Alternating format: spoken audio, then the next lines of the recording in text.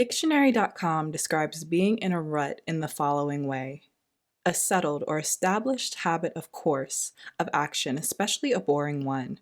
For example, we go to the seashore every summer. We're in a rut.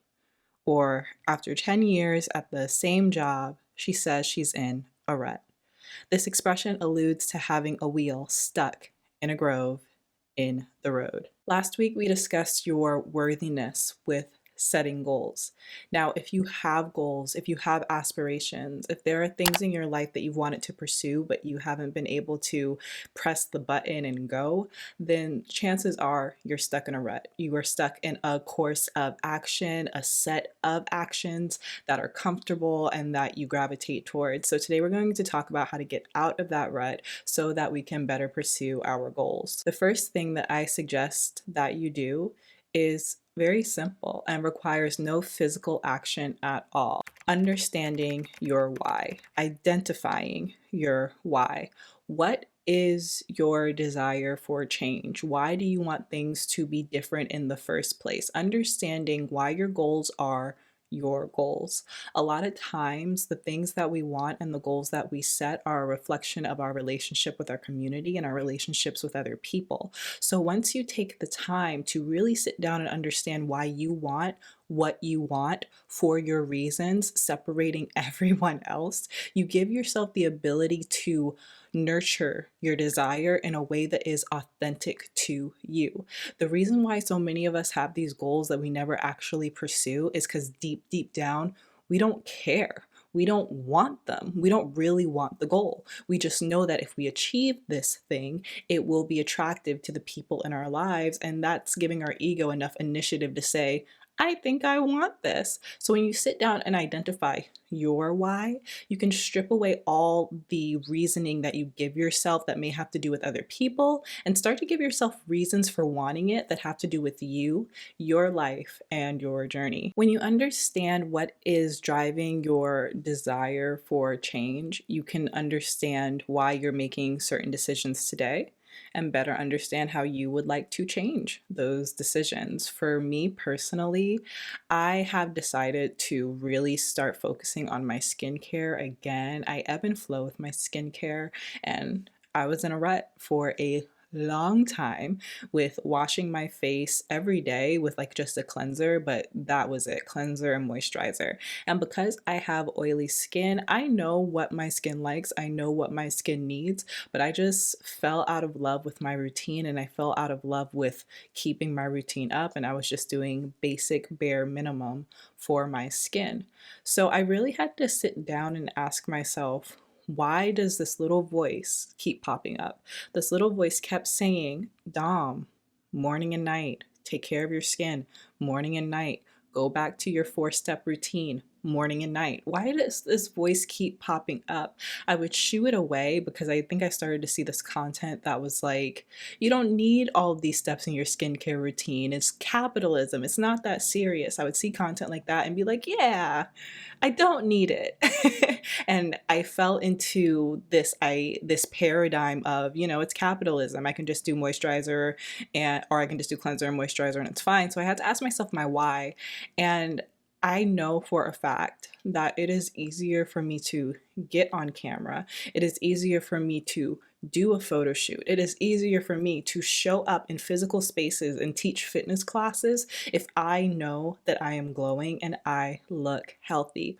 My purpose, a big part of my purpose, is grounded in how I look. And I know that that can sound kind of superficial, but it is what it is. I get on camera and I talk to people, and I have to make sure that in order to show up, I feel comfortable and confident. So when I recognized my why, it was a lot easier for me to motivate myself to get back into my skincare routine, because it's not just about the skincare. It's about showing up and being able to express the purpose that God put in my heart and in my life. When you identify your why, you'll also start to see how this reason bleeds into other aspects of your life. When I started washing my face again, I started taking more care of my hair. When I started taking care of my face and my hair, I started to do my nails and my toes again. I do my own gel nails at home. So when I was able to just start with my skincare, I allowed my whole beauty routine to flourish and expand, and it was a really good feeling. Now it is time to create action steps. This is when we get out of our head and into our bodies and start to perform whatever is required of us in order to move forward. After defining your goal, I recommend sitting down with a hot beverage of choice. That's just my own personal process, and writing out some things that you can do today to get closer to your goal. It is very important that as you write out your to-do list for the day, that you do not begin to feel overwhelmed or like the items that you're putting on your list are too grand. A lot of times when we give ourselves goals that are too big, it's an act of self-sabotage because subconsciously we are aware that this is impossible. And when we have stories, when we tell ourselves, I can't do this, I can't accomplish this, it's too hard, we can make that story into a truth by setting ourselves up. So when you are setting your goals and making your action steps, make sure that each action step is obtainable and almost easy to you.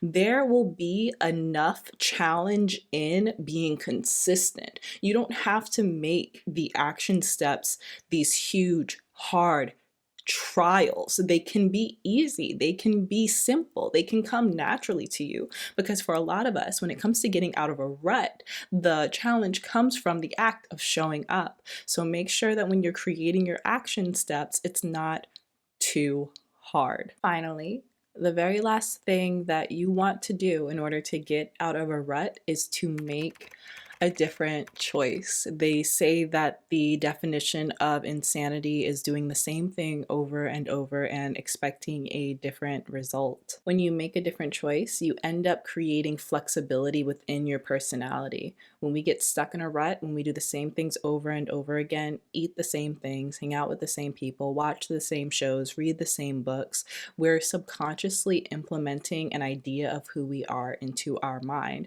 And this creates all these limiting beliefs of what we believe we're capable of. So when we do something different, when we make a different choice, that creates flexibility with our view of ourselves. For the longest time, I wanted to be fit. I wanted to be strong. Not necessarily on the outside, but I wanted my body to be strong.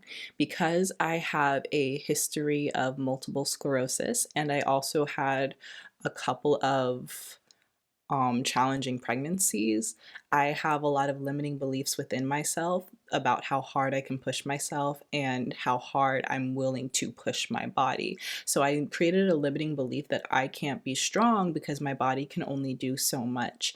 I know on an intelligence level that this isn't true. I was a yoga teacher. I did teacher training. I've taught yoga for about 7 years now. I've seen body transformations from very gentle, calm workouts without pushing the body too far. So I know that that is possible. So recently, my practice has been transforming. I've started to incorporate Pilates into my practice, and I've also started to incorporate using weights. I never thought that I would be strong enough to use weights. So what I did was I put the most light weight on the bar that I used to work out, and I allowed myself to let it be as light as it could possibly be. I didn't try to push it, I didn't try to force it, I didn't try to make the weight any heavier. I just allowed it to be.